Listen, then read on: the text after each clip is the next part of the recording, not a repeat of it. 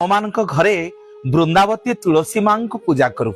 ତୁଳସୀ ମା ଯେତେବେଳେ ଶୁଖି ଯାଆନ୍ତି ଆମେ ମାନେ କହୁ ତୁଳସୀ ମା ନାରାୟଣ ହେଇଗଲେ, ଅର୍ଥାତ୍ ତୁଳସୀ ବୃକ୍ଷ ନାରାୟଣ ରୂପକୁ ପଳେଇ ଆସିଲେ।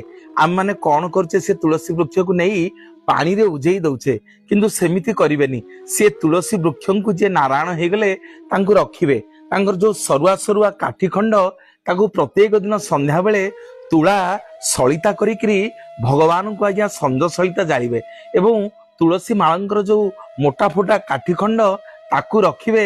ଯଦି ଚାହିଁବେ ଆପଣ ମାନେ ମାଳ କରିକି ପିନ୍ଧି ପାରିବେ, ନାଇଁ ନଚେତ ପ୍ରତ୍ୟେକ ଦିନ ଭଗବାନଙ୍କୁ ଯେତେବେଳେ ଆପଣ ଚନ୍ଦନ ଘୁରିକି ଦଉଛନ୍ତି ସେ ତୁଳସୀ କାଠ ମିଶେଇକିରି ଚନ୍ଦନ ମିଶେଇକିରି ଭଗବାନଙ୍କୁ ଦେବେ ଏବଂ ଆପଣ ମାନେ ମଧ୍ୟ ପ୍ରତ୍ୟେକ ଦିନ ସେ ନାରାୟଣ ହେଇଥିବା ତୁଳସୀଙ୍କର କାଠିରେ ଚନ୍ଦନ ଘୁରିକି ଯଦି ପ୍ରତ୍ୟେକ ଦିନ ଲଗେଇବେ, ଜଗନ୍ନାଥ ଆଜ୍ଞା ସମସ୍ତ ରିଷ୍ଟ ଖଣ୍ଡନ କରିବେ।